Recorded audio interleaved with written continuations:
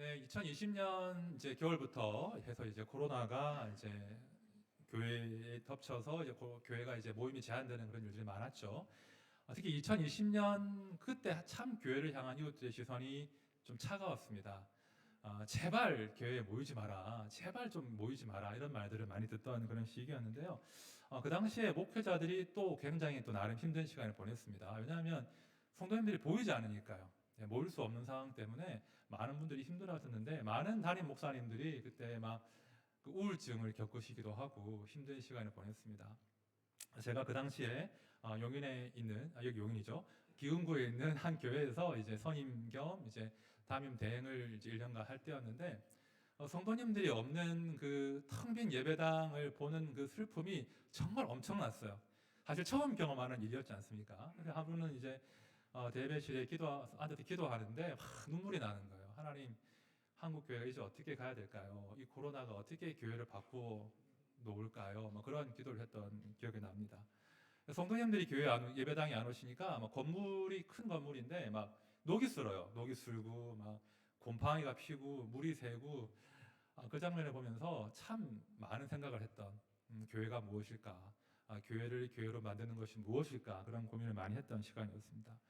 그러다가 제가 좀 힘들어서 좀 위로를 받으려고 저희 친한 그 형님께 지금 이제 모 대학에서 교수님으로 계신데 전화를 드렸어요. 그 교수님은 사실은 저랑 철학과 동기인데 같이 신학을 이렇게 공부를 하려고 하다가 그분은 철학과로 빠지고 저는 그분이 하라고 해서 신학을 한 거예요. 예, 그분의 역할이 컸습니다. 제가 흔들릴 때 많이 잡아주신 분이고 뭐 이렇게 4살비, 2살비 형님이신데 저는 위로를 받겠다고 전화를 했는데 2시간 넘게 전화를 했는데 엄청 혼이 났습니다. 엄청. 위로는 하나도 안 해주시고요. 엄청 혼이 났어요. 그 교수님의 핵심적인 요지는 이겁니다. 안 목사, 이제 교회는 교회의 존재 이유에 대해서 이웃들에게 설명할 준비를 해야 된다.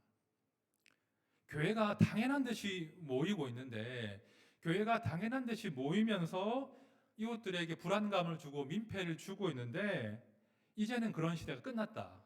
교회가 왜 모여야 하는지 그 교회의 존재 이유, 존재의 정당성에 대한 답을 준비하라. 그 말씀을 하시는 거예요. 그러시면서 성도들 모으려고 애쓰지 말고 성도들 모이지 않는다고 불안해하지 말고 모여서 뭐 할 거냐 고민해라. 모여서 뭘 할 거냐. 교회가 모여서 무엇을 해야 그 교회가 우리 이웃들에게 다음 세대에게 소망이 되는 공동체가 될 것인가 그런 고민을 하라 그런 조언을 해주셨습니다. 2시간 동안 제가 잔소리를 듣고 때로 제가 저항도 해보고 했는데 그리고 제가 항복했죠. 그렇구나.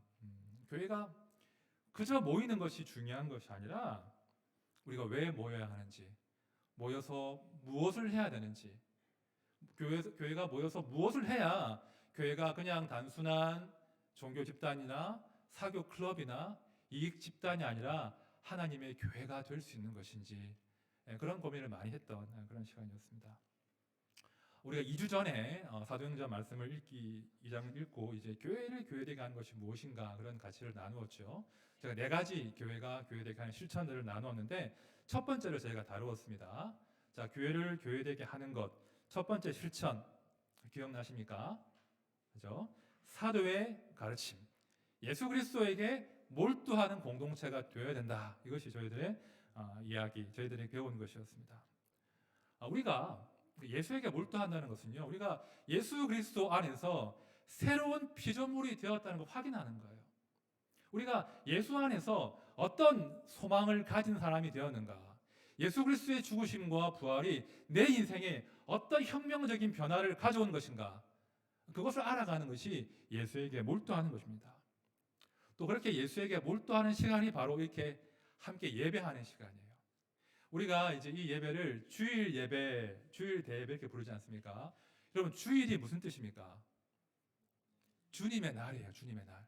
그죠? 안식 후 첫날, 안식일이 토요일이면 안식 후 첫날이 지금 일요일 주일이거든요. 그 주일날 우리 주님이 부활하신 거예요.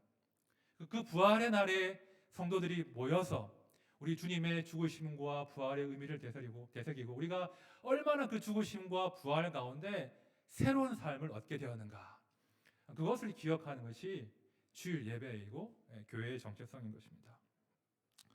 그래서 우리 하나드림교회가 그런 교회 되면 좋겠습니다. 모일 때마다, 그죠? 모일 때마다 예수 그리스도께서 우리를 위해서 이미 다 이루어 놓으신 그 구원 사건을 기억하는 거예요. 감격하는 거예요. 예수 그리스도 때문에 우리의 과거와 현재와 미래가 완전히 달라졌음을 기억하고 감격하고 함께 축제를 벌이는 것이 우리의 예배입니다. 그것이 교회의 정체성이라는 거예요. 그것이 예수에게 몰두한다는 의미입니다. 이렇게 우리가요, 예수님에게 몰두할 때, 예수님과 깊은 사귐을 이어갈 때 예수 그리스도가 우리의 삶에 개입하신다는 거예요. 우리 삶에 개입하셔서 우리의 삶을 지탱하시고 붙들어 가십니다. 우리가 주님께 몰두할 때 주님이 우리의 과거도 우리의 현재도 우리의 미래도 책임지신다는 거예요. 그죠? 우리가 나라고 하는 좁은 감옥에 갇힌 그런 사람이 아니라 예수 안에서 하나님의 나라라고 하는 그 가슴 벅찬 큰 뜻을 품을 수 있는 그런 존재가 된 거예요. 그것이 교회입니다. 그것이 또 지난 시간 제가 나눈 교회의 첫 번째 실천, 예수께 몰두하는 공동체의 특성이었습니다. 자, 오늘은 두 번째 실천에 관한 이야기인데요. 두 번째 실천은요, 교제예요, 교제. 자, 우리 42절 말씀 제가 다시 한번 읽어보겠습니다. 교회의 두 번째 실천, 교제. 그들이 사도의 가르침을 받아 서로 교제하고 떡을 떼며 오로지 기도하기를 힘쓰니라. 자, 교회는요, 예수에게 몰두함과 동시에 서로에게 교제하기를 힘쓰는 그런 공동체가 되어야 됩니다.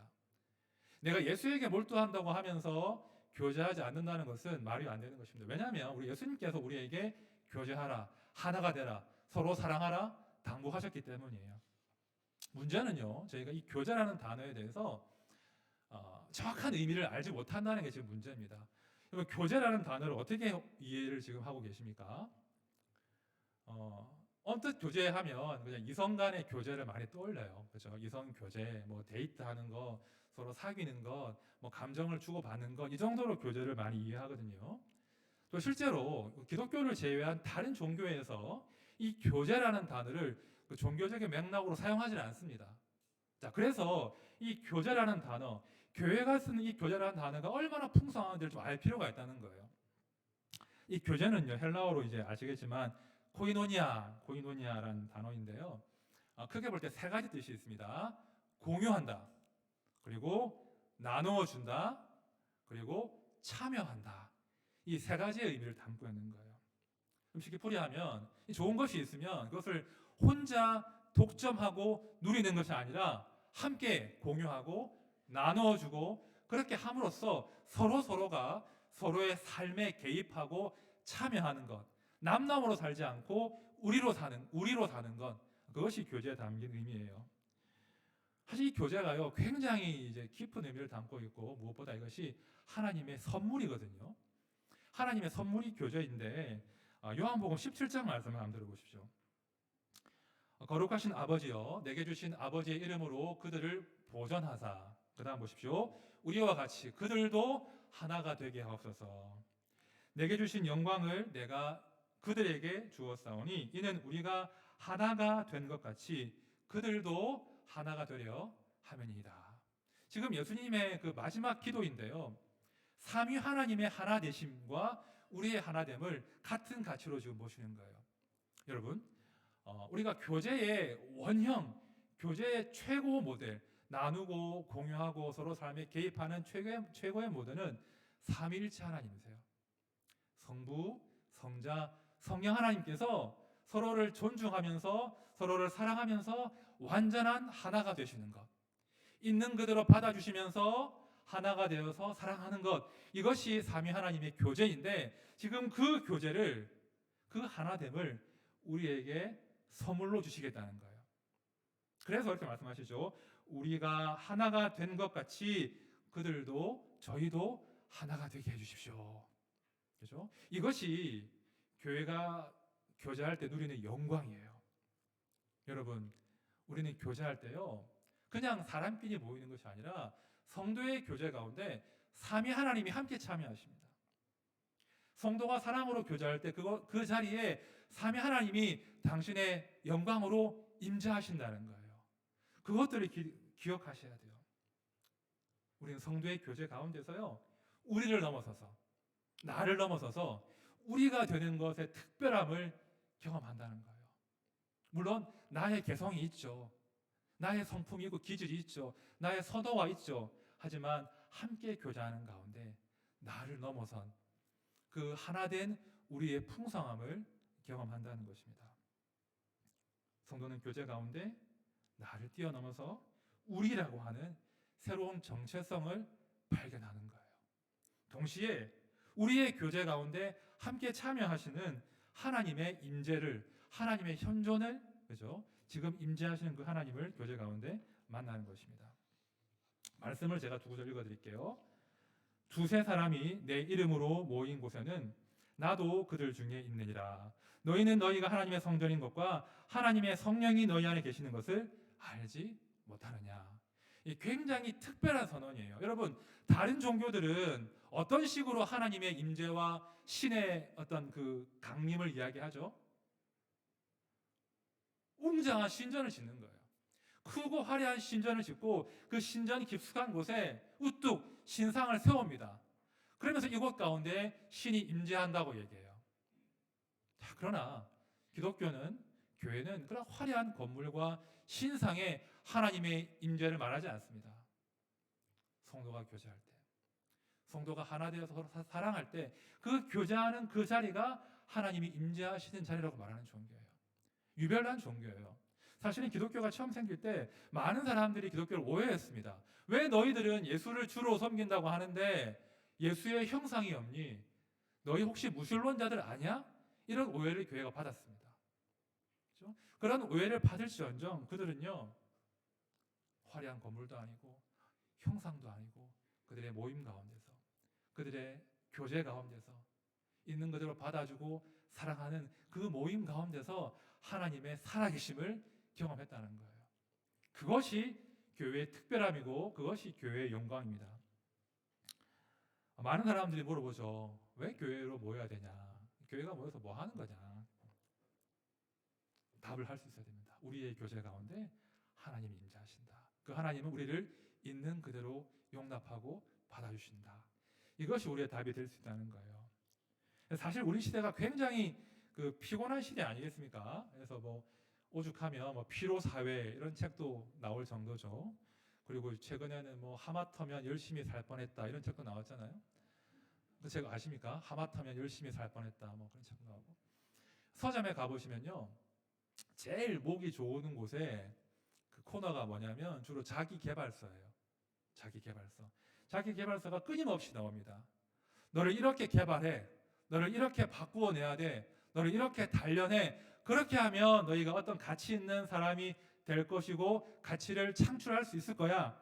이런 목소리들이 자꾸 들리는 시대를 살고 있는 거예요. 근데 여러분, 자기 개발서를 읽고 나를 개발하면 우리 가치가 정말 올라갑니까? 그렇지 않더라는 거예요. 그렇지 않기 때문에 이 시대가 피곤한 거예요.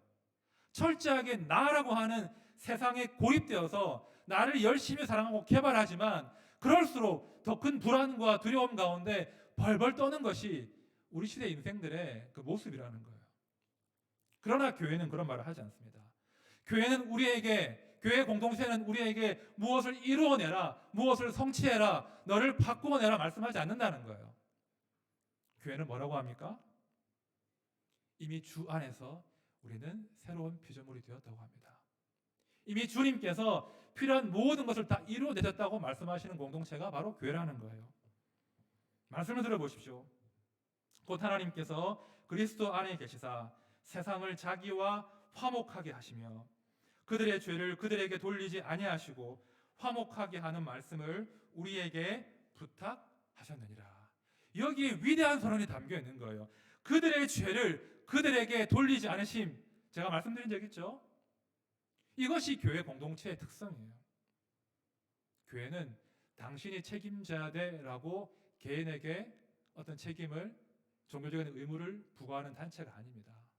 교회는 우리 주님이 이미 이루셨다고 선포하면서 그 이루신 것을 즐거워하고 누리는 공동체란 말입니다. 교회는요, 당신이 당신의 가치를 증명하시오 라고 말하지 않습니다. 교회는요, 이미 우리가 예수 안에서 새로운 피조물이 되었음을, 존귀한 존재가 되었음을 선포하고 누리는 공동체가 된다는 거예요. 우리가 예수 안에서 이미 받은 복과 이미 받은 그 존귀한 신분에 대해서 누리고 자랑하는 공동체가 바로 교회인 거예요.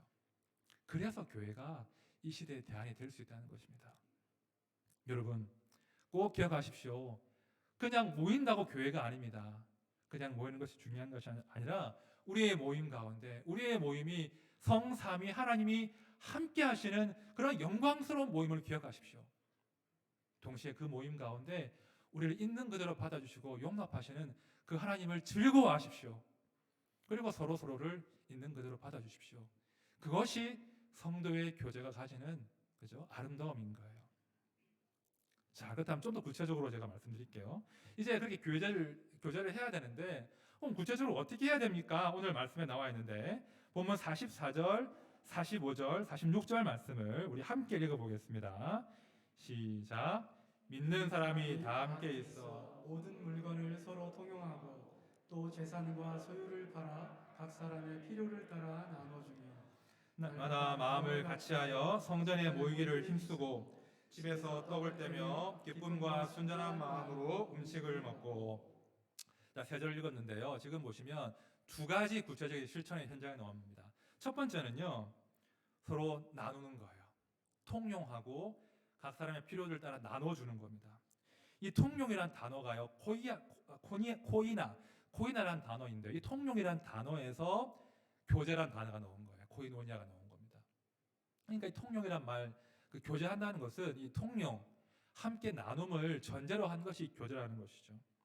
45절을 보시면 각 사람의 필요를 따라서 다 나누어 주었다라고 지금 초대교회의 모습을 묘사하고 있습니다. 소위 우리가 아는 유무상통하는 공동체예요. 유무상통하는 공동체. 내가 있으나 없으나 함께 나눈다. 콩 한쪽도 함께 나눈다. 이것이 교회를 지배한 관통한 정신이었습니다. 우리가 다 알거든요. 다 아는 이야기인데, 그런데 문제는 그렇게 하는 교회가 지금 없다는 겁니다. 그렇죠?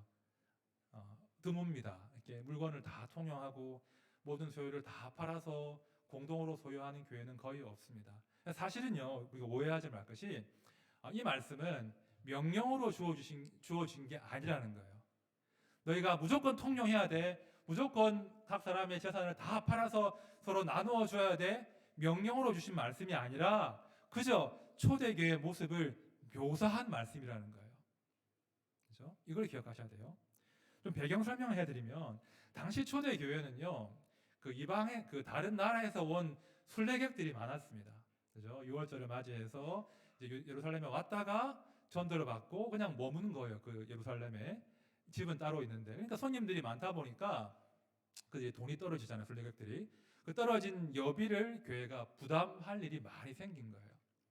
그러니까 당연히 예루살렘 교회 그 근방에 살던 분들은 자기의 재물을 팔고 재물을 나누어서 그 순례객 크리스찬들을 도울 수밖에 없던 그런 시기였다는 거예요.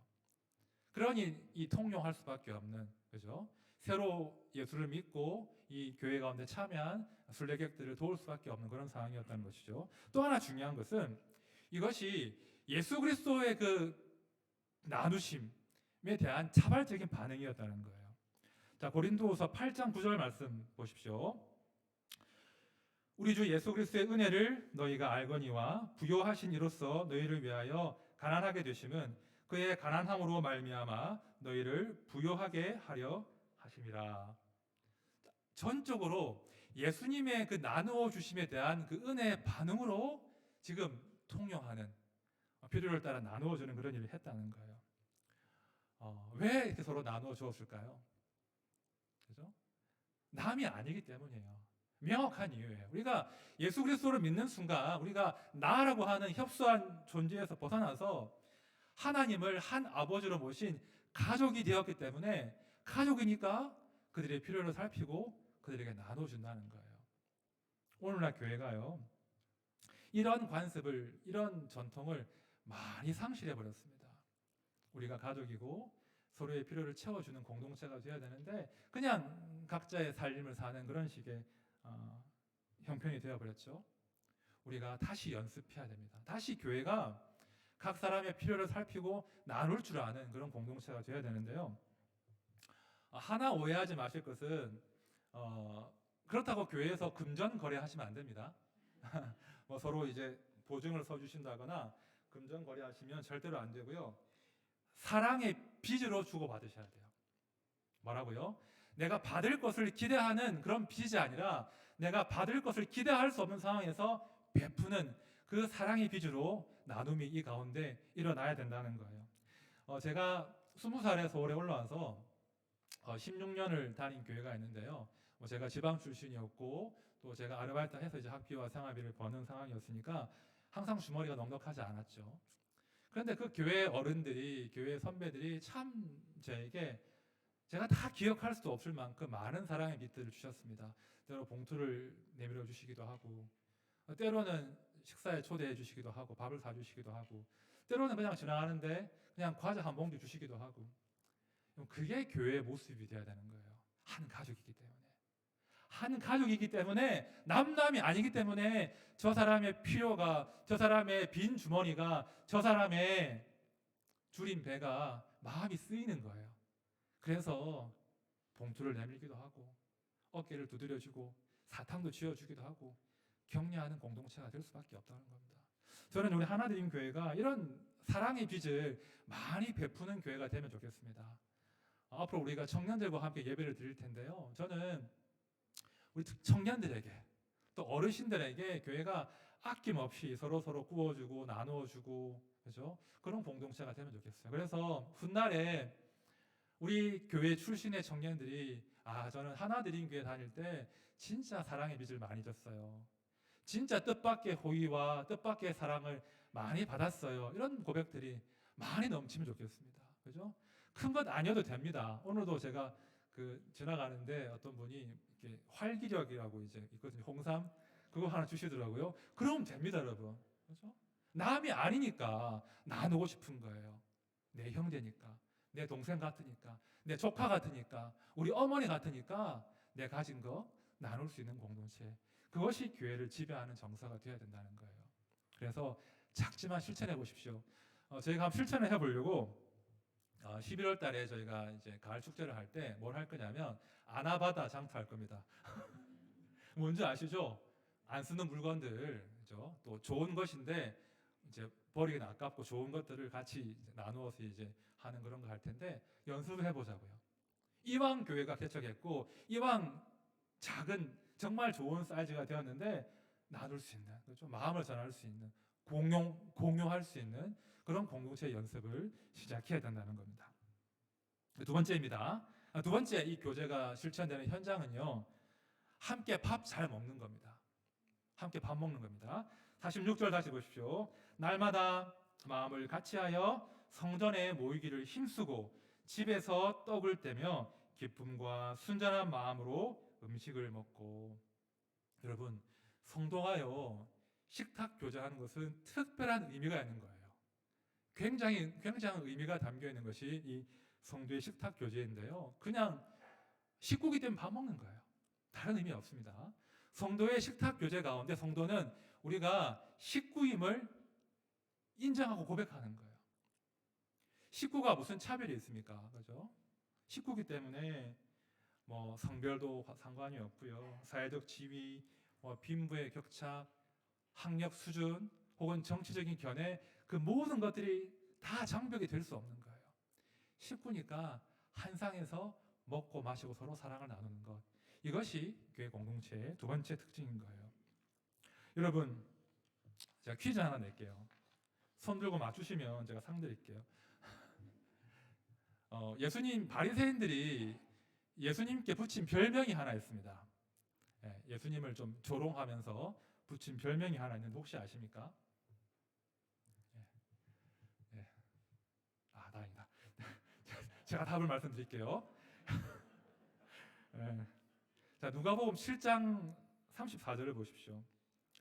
이 바리새인들의 그런 조롱에 대한 예수님의 답인데요. 이렇게 나옵니다.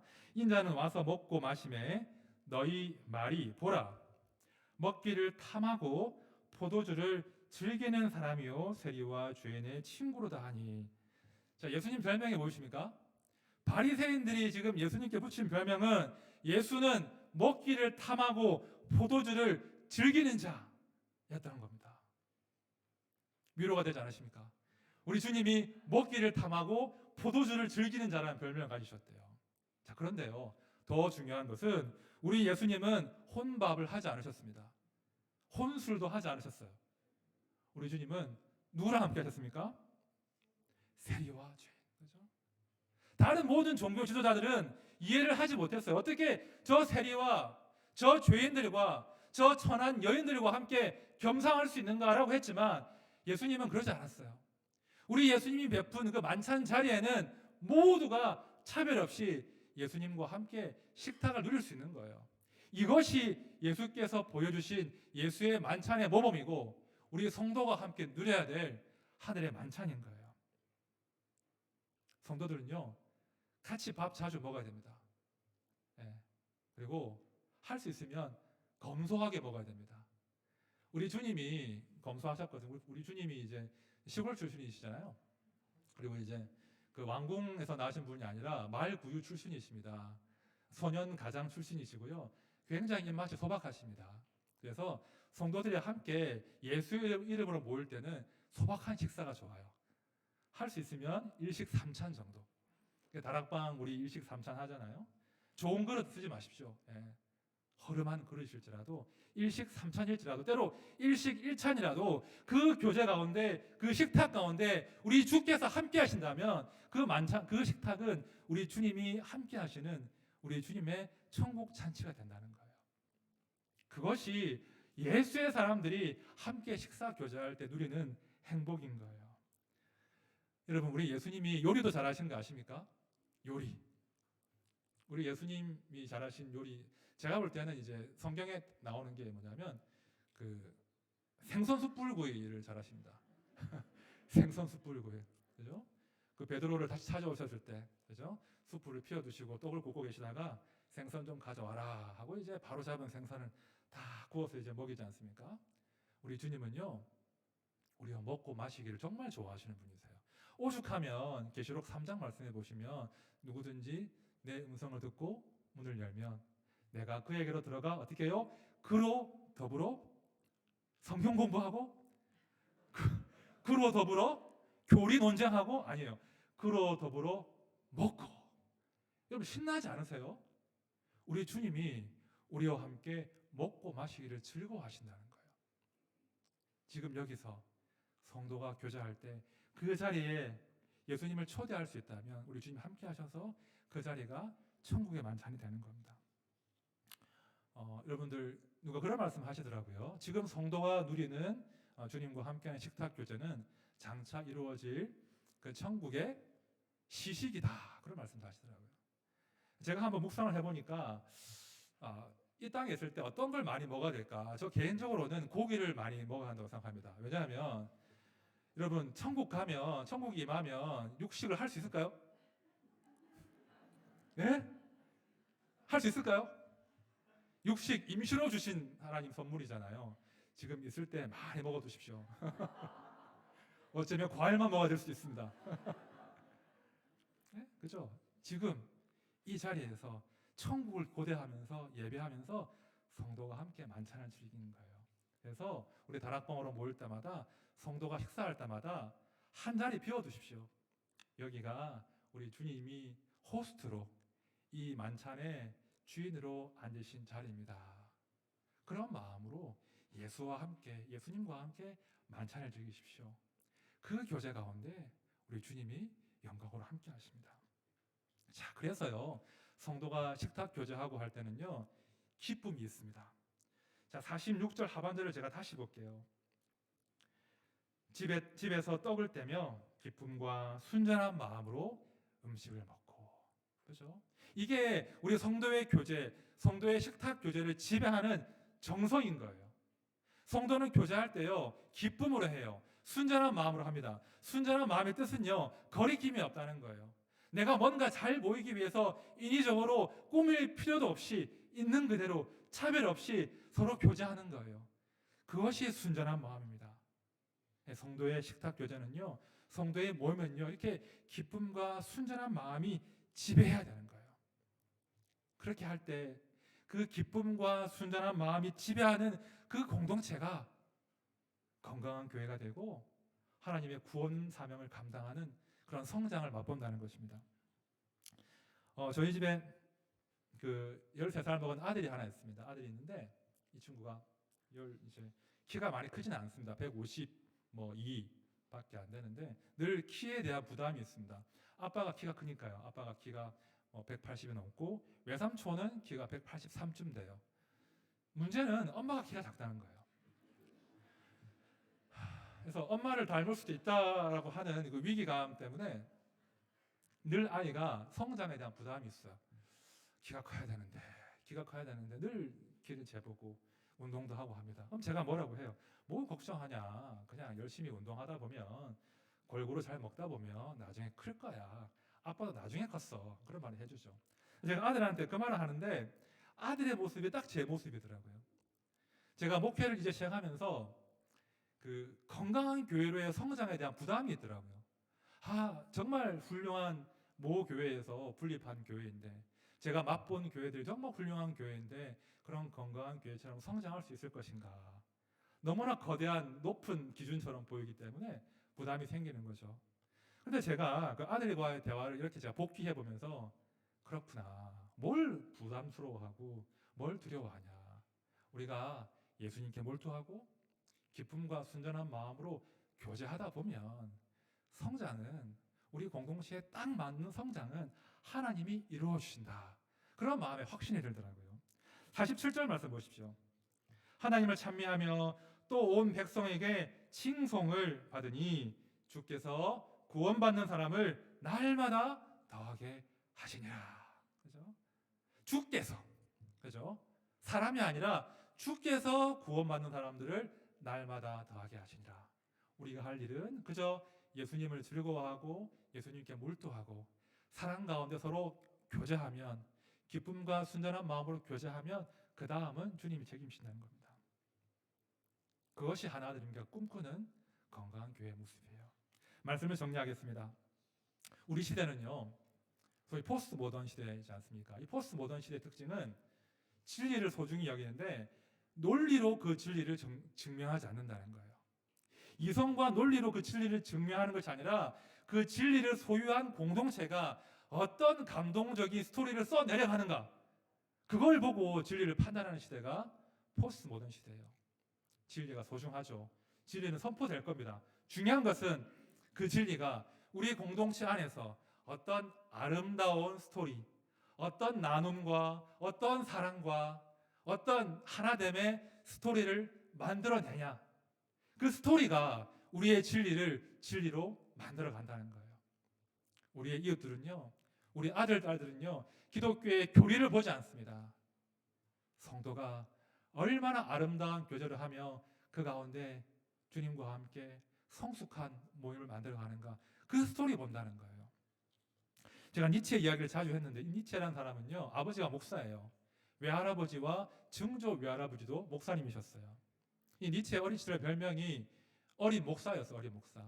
식구들이 모이면 이제 목사님처럼 설교하는 흉내를 내던 그런 순진무구한 믿음의 가정에서 자랐는데 나중에는 신은 죽었다라고 외치는 사람이 되었잖아요. 왜 그렇겠습니까? 그 당시에 그 독일의 교회가 교리는 엄중하고 정통을 강조했지만 그 교리와 정통을 이야기한 그 교회 공동체가 사랑이 사라진 거예요. 따뜻함이 없는 거예요. 그들을 통해서 하나됨의 감동적인 스토리가 없는 거예요. 나눔이 없는 거예요.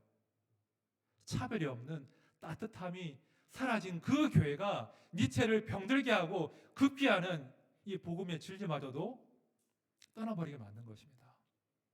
여러분, 지금 많은 우리 이웃들이, 우리 아들, 딸들이 교회를 오해하고 있습니다. 너희들 모여서 하나님께 복 비는 거 아니냐, 내 아들 잘 되게 해달라고, 우리 사업 성공하게 해달라고 자기 위해 복 비는 그런 단체 아니냐. 너희만 살려면 그냥 그럼 괜찮은 거냐?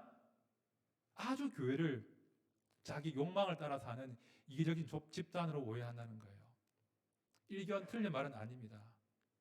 교회란 간판이 걸려 있지만, 교회라고 하지만 교회로 모여서 나라고 하는 울타리에 갇혀가지고 나의 욕심과 나의 욕망만을 기도하고 추구한다면 그 교회는 교회가 아닌 거예요.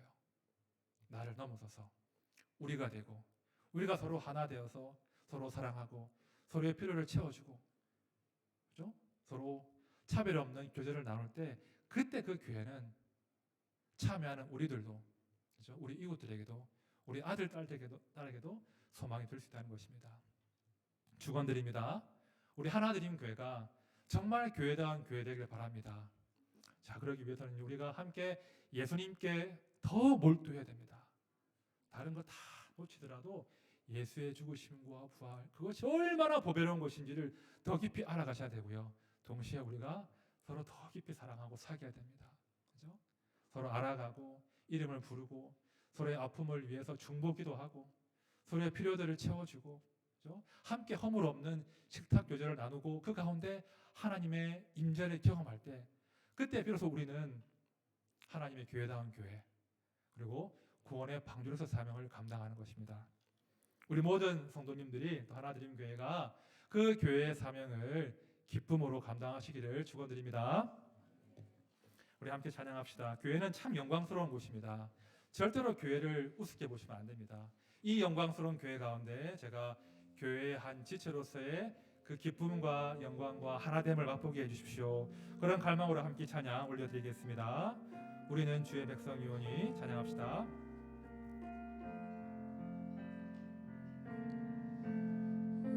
우리는 주의 백성이오니, 조금만 빠르게 할까요? 주의 그 큰 이름 선포합니다. 이곳 어두운 세상에, 이곳 어두운 세상에 빛으로 부르셨네.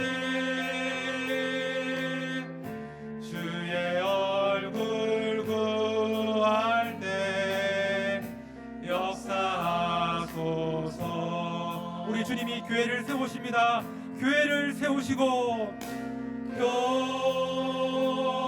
교회를 세우시고 이 땅 고쳐주소서. 주님 나라 임하시고, 주님 나라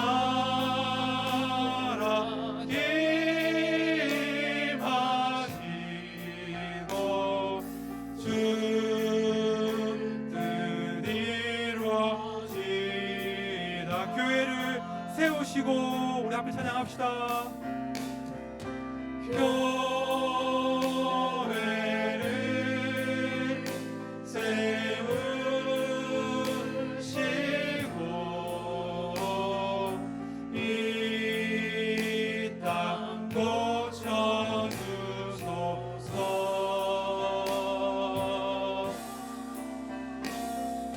주님 나라 임하시고 주 뜻 이루어지. 우리 한 번 더 고백할까요? 교회를 세우시고 교회를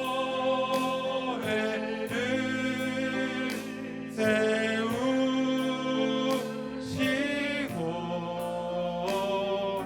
이 땅 고쳐주소서. 아멘.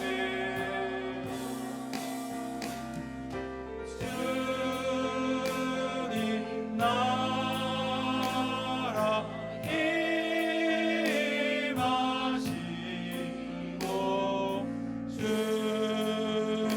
뜻 이루어지이다. 우리 기도합시다. 교회를 만드는 것은요, 크고 화려한 건물이 아닙니다. 간판이 교회를 교회되게 하는 것이 아닙니다. 많은 성도의 숫자가 교회를 교회되게 하는 것이 아닙니다. 그 교회 가운데 예수 그리스도가 임재하실 때, 그 교회 가운데 예수가 함께하는 증거가 있을 때 그 교회가 교회되는 것입니다. 우리 기도합시다. 하나님, 하나드림 교회 가운데 우리가 예수 그리스도께 몰두하고 예수의 명령을 따라서 서로 교제하고 서로 사랑하고 서로 있는 그대로 용납하는 그런 공동체를 이루어갈 때 우리 교회 가운데 주의 영광으로 임재하여 주옵소서. 우리 하나드림 교회가 이 마지막 세대 가운데 교회의 영광을 놓치지 아니하고 하나님의 나라의 그 증거하는 사명을 넉넉히 감당하는 그런 하나님의 도구로 온전히 사용되게 해주십시오. 우리 함께 간절히 기도합시다.